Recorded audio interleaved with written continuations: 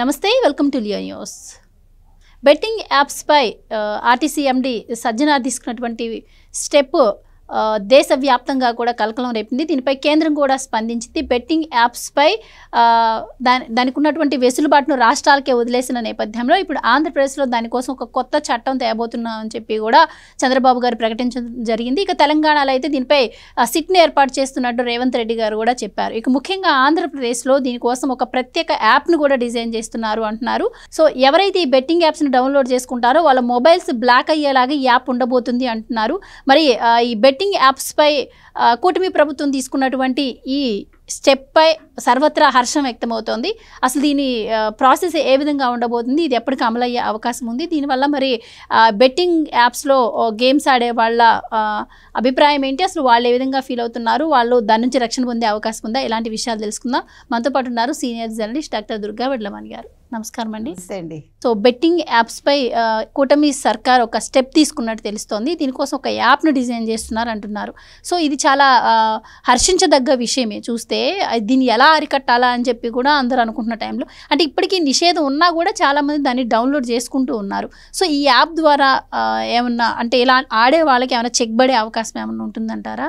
మీరేం చెప్తారు? ఖచ్చితంగా అండి. ఇది అంటే ఒక సాఫ్ట్వేర్ కంపెనీకి ఇస్తారనుకుంటా ఒక యాప్ తయారు చేయడానికి. సో ఈ యాప్ వల్ల ఏమవుతుందంటే, మీకు ఒకవేళ మీరు అది డౌన్లోడ్ చేసుకున్నారు అనుకుందాం, ఈ యాప్స్ చేసుకోగానే వాళ్ళకి వెళ్ళిపోతుంది సిగ్నల్, మీరు డౌన్లోడ్ చేసుకున్నారని. ఆ తర్వాత మీరు అది ఆడడం మొదలు పెడితే మాత్రం మీ నెంబర్ బ్లాక్ అవుతుంది. ఇది చాలా మంచి విషయం కదా. ఇప్పుడు నేను 10,000తో మొదలుపెట్టాను, నాకు 1,00,000 వచ్చింది, తర్వాత 3 లక్షలు వచ్చింది, తర్వాత 50 లక్షలు పోగొట్టుకున్నాను. 3 లక్షలు వస్తే ఆగిపోవాలి కదా, 50 లక్షలు 80 లక్షల వరకు వెళ్ళటం ఎందుకు? నీ కెపాసిటీ ఏంటో నీకు తెలుసు కదా, ఏం పెట్టి ఆడదాం అనుకున్నావు. ఇప్పుడు దానికి వాళ్ళని బ్లేమ్ చేసే ముందు నువ్వు కూడా నిన్ను ఆలోచించుకోవాలిగా. సరే, పెట్టిన వాడిది తప్పు, ప్రమోట్ చేసిన వాడిది ఇంకా తప్పు అనుకుందాం, కానీ ఆడిన వాడిది అంతకంటే తప్పు కదా. నీకు ఆస్తి ఉందా లేదా, నీకు అసలు బ్యాంక్ బ్యాలెన్స్ ఉందా లేదా, లేకపోతే నీ తల్లిదండ్రుల మీద ఆధారపడి ఉన్నావా, వాళ్ళని రోడ్డు మీదకి ఈడుస్తావా, ఇవన్నీ ఆలోచించుకోవద్దు. ప్రతిదీ ఆకర్షణగానే ఉంటుందండి, ఎందుకు ఉండదు? మనకు అప్పనంగా ఏదైనా వస్తుందంటే ఇంకా ఎక్కువ ఆకర్షితులం అవుతాం అందరం కూడా. అది మనకేంటంటే మనకి అది ఒక ఏమనాలి, మన బ్లడ్లోనే ఉంటుందేమో. అది ఉచితం అంటే చాలు పరిగెడతాం. లేదు, మీరు రూపాయి పెడితే 100 రూపాయలు వస్తుందంటే ముందు రూపాయి పెట్టేయడమే, అప్పు చేసైనా పెట్టేయడమే, తర్వాత విషయం తర్వాత. లేదు, మంది కాదు కదా, పెట్టేస్తాం. ఏది, ఇల్లు పెట్టేస్తాం, అమ్మ వాళ్ళు సంపాదించింది, పొలాలు పెట్టేస్తాం, ఇంకా అవసరమైతే అమ్మ నగలు కూడా పెట్టేస్తాం, పెళ్ళైతే పెళ్ళ నగలు కూడా పెట్టేస్తారు, కాబట్టి పుస్తల తాడు కూడా పెట్టేస్తారు. అంత వ్యసనం అండి. నా చిన్నప్పుడు బ్రాకెట్ అని ఉండేది ఇలాగే. అంటే ఇప్పుడు మీకు ఏంటి లోపల బయట అని ఆడేవాళ్ళు, మీకు తెలుసా?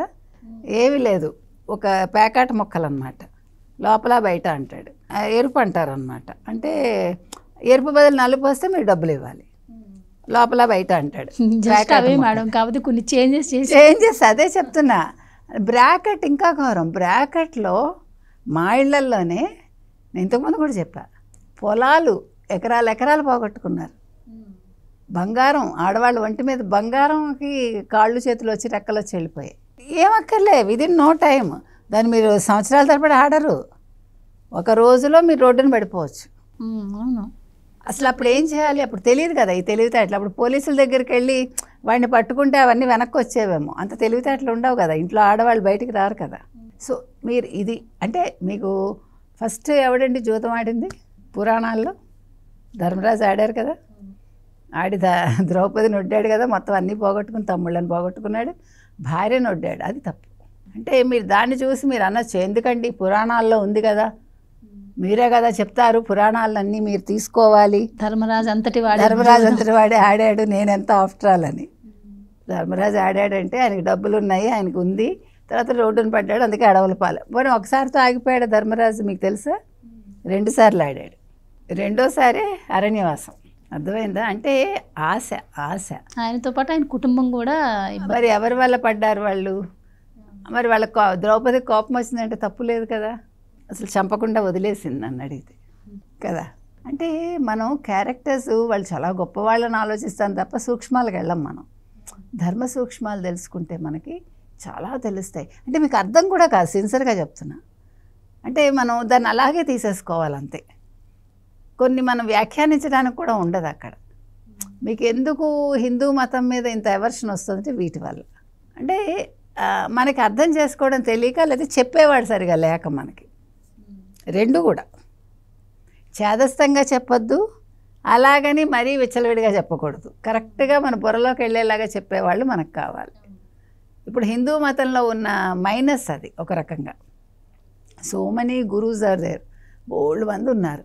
కానీ ఎవరి వ్యాఖ్యానం వాళ్ళదే, ఎవరిది వాళ్ళదే. మీతో నేను విభేదిస్తాను, నాతో మీరు విభేదిస్తాను. అల్టిమేట్గా ఏమవుతుంది, నేను కన్ఫ్యూజ్ అవుతున్నాను యాజ్ ఎ లిజనర్. అదొద్దు, మనం కాంప్లికేట్ చేసేస్తున్నాం విషయాన్ని.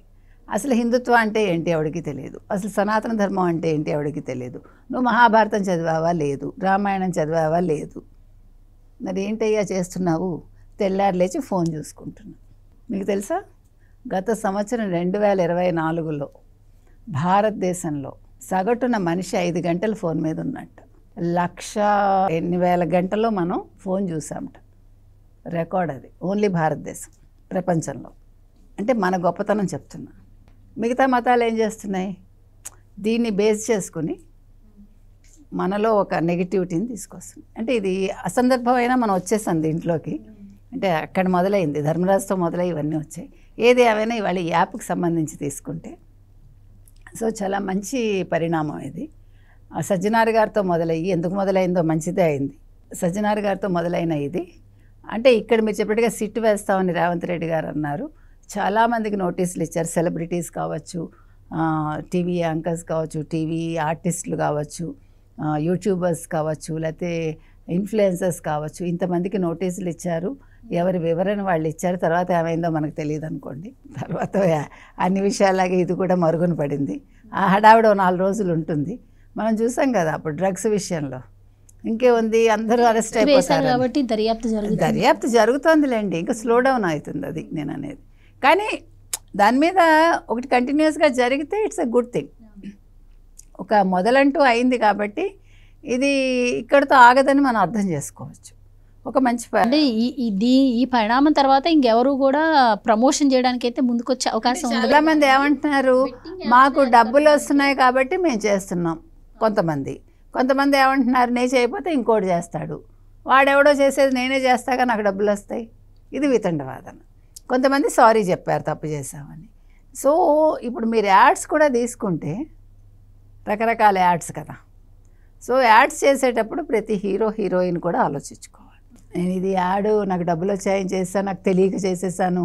లేకపోతే ఈ డ్రింక్ ప్రమోట్ చేసేస్తాడు. ఆ డ్రింకులో వాడు ఎక్కడి నుంచో ఎక్కడికో దూకుతాడు సముద్రంలో. అర్థం ఉంటుందా? అసలే చల్లగా ఉండే చోట మీరు చల్లటి కూల్ డ్రింక్ తాగుతారా? ఇప్పుడు వేడి కాఫీ కదా తాగాలి. అంటే కామన్ సెన్స్ నేను అనేది. ఠండా అక్కడ చల్లి చచ్చిపోతూ ఉంటారు. అంటే కొన్ని ఎంత అబ్సర్డ్గా ఉంటాయండి, అసలు మనకి నవ్వు వస్తుంది. ఎవడు దీన్ని ప్రమోట్, కానీ కొన్ని యాడ్స్ ఎంత అద్భుతంగా ఉంటాయి. ఒక చెప్పుల యాడ్ మనకి ఇప్పటికి కూడా మనం అది వాడతాం, wear ever you go I will follow. అలా అద్భుతమైనవి ఉంటాయి. మళ్ళీ మీకు వుడ్వర్డ్స్ గ్రైఫ్ బాటిల్, ఇంక అమ్మ కుర్తుడిచి, ఇంకా పార్టీ కుర్తుడిచి, అది ఎంత బాగుందంటే ఒక పరంపర. అలా అందమైన యాడ్స్ ఉంటాయి, మనం ఎప్పుడు వెంటాడుతూ ఉంటాయి అవి. అంటే మనం ఇష్టపడతాం. అలాగా వీడు చేసే పనులు, ముఖ్యంగా ఒక సెలబ్రిటీ చెప్తున్నారు అంటే దాని ఇంపాక్ట్ చాలా ఉంటుంది. ఇప్పుడు మన అమ్మ చెప్పేదానికంట ఒక హీరో చెప్పాడు అనుకోండి, ఇంకా వెంటనే కళ్ళు మూసుకుని దూకేయడమే. ఇంకా ఎవడి ఇంట్లో వాడు చేస్తే చచ్చాడు, అవునా కదా? కాబట్టి దే హ్యావ్ సోషల్ రెస్పాన్సిబిలిటీ. ఎవరికి? సెలబ్రిటీస్కి. ఇంకొకటండి, ఇదివరకు ఇంత హీరోలంతా కూడా యాడ్స్ చేసేవాళ్ళు కాదు. మీరు గమనించండి, లక్స్ యాడ్ మాత్రం హీరోయిన్స్ చేసేవాళ్ళు. మిగతావి ఒక లిరిల్కి కూడా ఒక ప్రైవేట్ అమ్మాయిలు, అంటే మామూలు అమ్మాయిలే వచ్చేవాళ్ళు. కానీ లిరిల్ యాడ్ అంత అద్భుతమైన యాడ్. మీకు అందులో అగ్లీనెస్ కనిపించదు లిరిల్ యాడ్లో. అమ్మాయి బికినీలో ఉన్నా కూడా మీరు అది చూడరు. అంత చలిలో అమ్మాయి ఆ సోప్ వాడడం అనేది మన కళ్ళకి కనపడుతుంది. ఆ గ్రీన్ కలర్ డ్రెస్ వేసుకుని, బికినీ వేసుకుని, ఆ చలిలో అమ్మాయి చేస్తూ ఉంటే అక్కడ మనకి ఎక్కడా కూడా మీకు వల్నరబిలిటీ ఉండదు.